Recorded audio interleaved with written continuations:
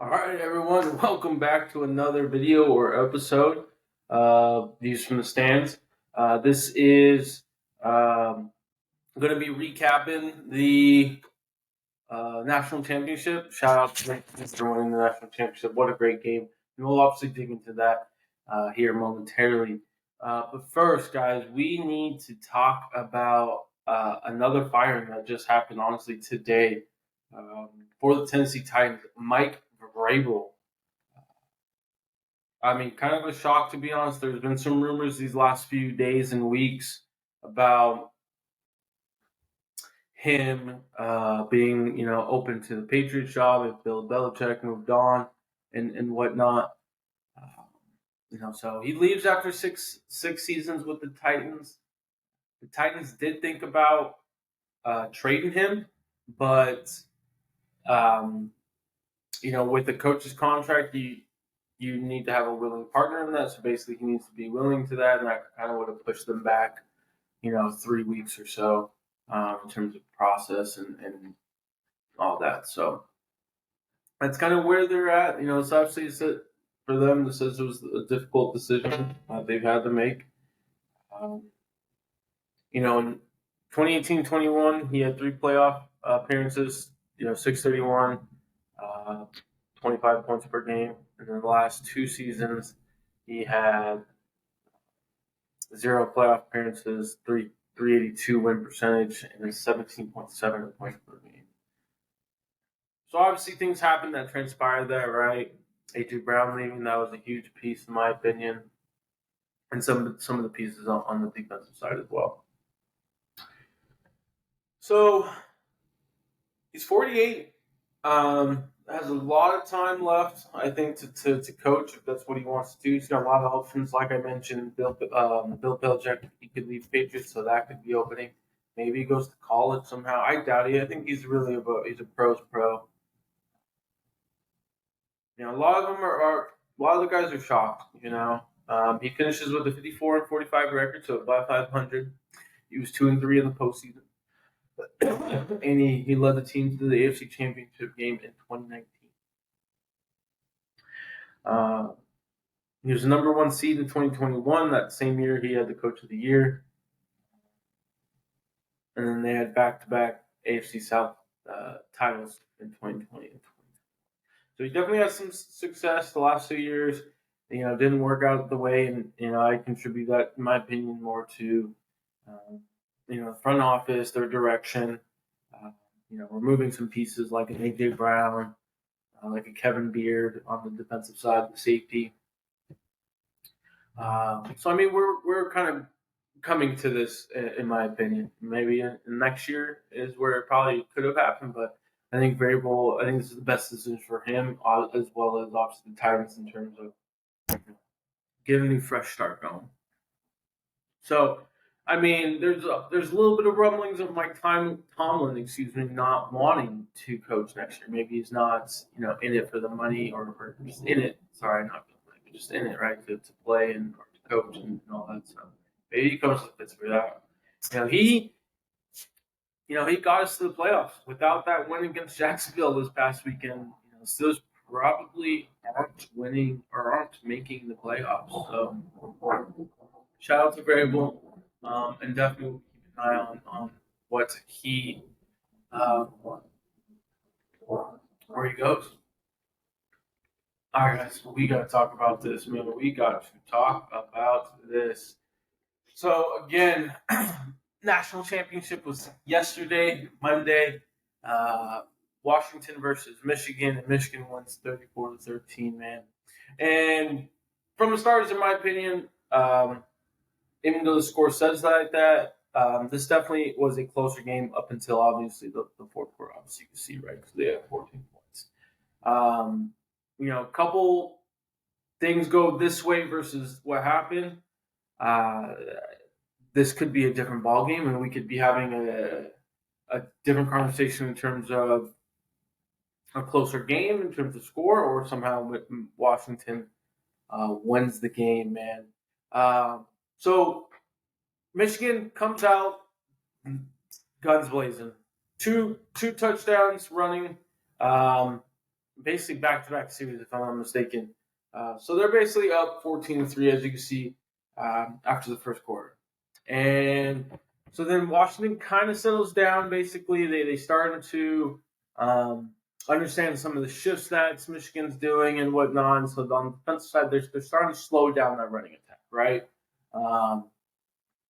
And Michigan's not really doing much on the passing side when they decide to do that.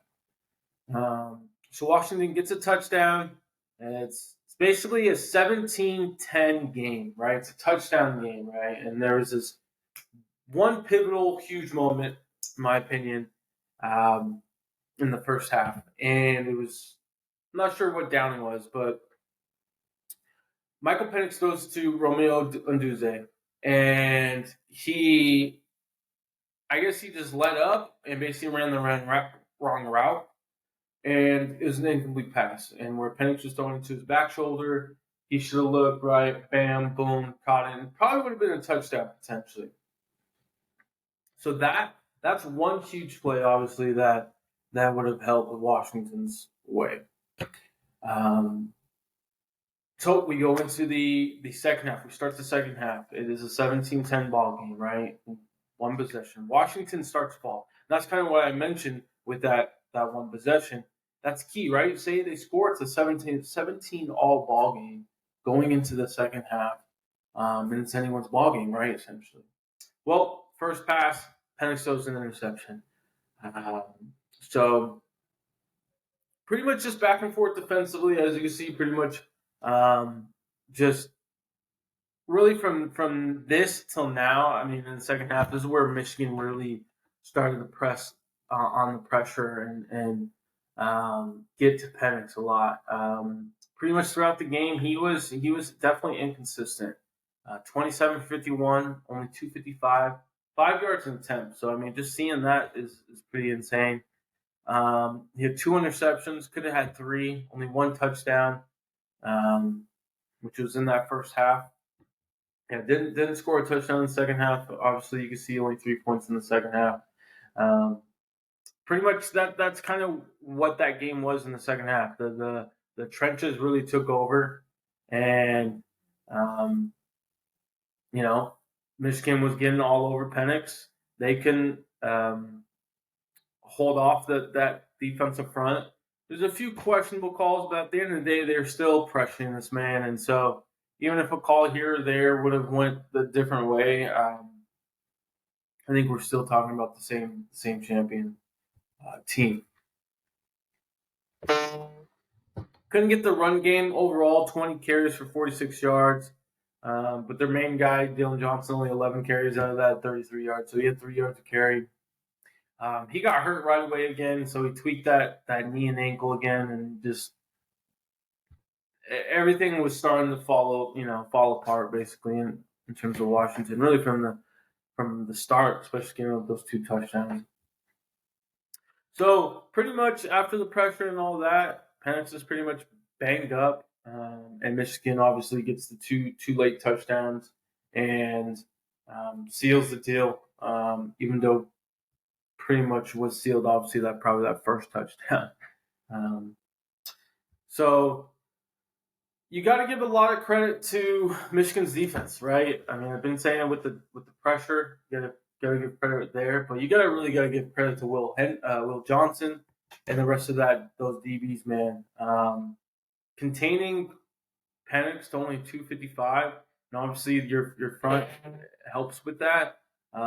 Means a lot. Will Johnson was targeted 7 times, only gave up 3 receptions. Dude is a dog. So shout out to him. We got a buddy who knows him pretty well. Only 5 catches for Romeo Nduze. They pretty much spread the ball around, and they couldn't get the big target or the big plays to happen. And so, Penix was inconsistent due to the pressure, in my opinion. He just was thinking too quickly, as well as the wide receivers. Basically, just never on the same page at that time yesterday. And so, That's the thing. If you're thinking future, right, with Penix, I mean, you got to put on pressure to help yourself, or he could pick you apart if you give him time, right? And so they just weren't um, letting him have time to throw that ball, and so he was consistently overthrowing, underthrowing, and whatnot. But lastly, man, just shout out to Jim Harbaugh. Shout out to the Michigan Wolverines for staying undefeated, winning 15-0, being champions. It's always a sweet feeling, as an undefeated team. Look, I understand with the stealing signs. Hopefully, we find out more in terms of other teams, really, because at the end of the day, people are stealing signs in college football. I think that's a given. We should all understand that. But to what extent? It's always sounded like that Michigan took it, a step too far. I want to know the truth though, before really, saying much, especially on here. Uh, but shout out to them. Shout out to Blake Curran, Donovan Edwards, both over 100 yards each. And JJ McCarthy didn't really need to throw much, obviously, because they pretty much ran for over 300 yards, including him, with 31 of his. But yeah, I mean, just lastly, as you can see, the stat sheet only shows 1 sack and 1 tackle for loss. Washington actually has more tackle for losses, but I mean, they were pressuring him from the get go. So not much to say, but at the end of the day, trenches wins games. If you're consistent on both ends, you'll be able to move the ball. You'll be able to disrupt offenses. So, I mean, this is definitely, wake up call for all those teams, including obviously my team, Trojans, right? Got to get those trenches going to be able to be successful in this league. So, so now we start the off season, guys. Next time we talk about football, we'll have a 12-team playoff. We'll have no more Big or Pac-12. We'll have Big Ten, right, with USC, UCLA, Washington, Oregon. We'll have SEC, a new Big 12, and we've got rumors and murmurs about that. But in terms of college football, just content, definitely going to still do some in the off season. It's all going to be centered around recruiting, right, and transfer portal. I'm thinking about doing kind of a series where I pretty much look at all the transfer portal, absorb and collect it, and kind of give my feelings and opinions on that based on those players and how they're ranked, right, based on like probably 247 is probably the most consistent. But so that's definitely something I've been thinking about for the transfer portal. Probably do maybe something similar for the recruiting, like high school side as well. I think that's makes sense. So cannot wait. Looking forward to it. I'm gonna have definitely already have one buddy. I'm gonna have him on for Wisconsin. He's part of the Cheesehead Chatter group, where he'll kind of help me break down Wisconsin and give his thoughts on these boys. So excited about that. And excited to hopefully bring on more people just that can speak about that certain subject, right? Baseball, basketball, football, UFC, whatnot, hockey. But now we will transition probably more into probably some basketball, probably baseball as well. Baseball's going to be very big with my Dodgers. Shout out to the Dodgers with getting Teoscar Hernandez. We didn't really break that down. We'll probably break that down probably maybe later this month or into February. Kind of get a preview of the Dodgers. I think that's fair.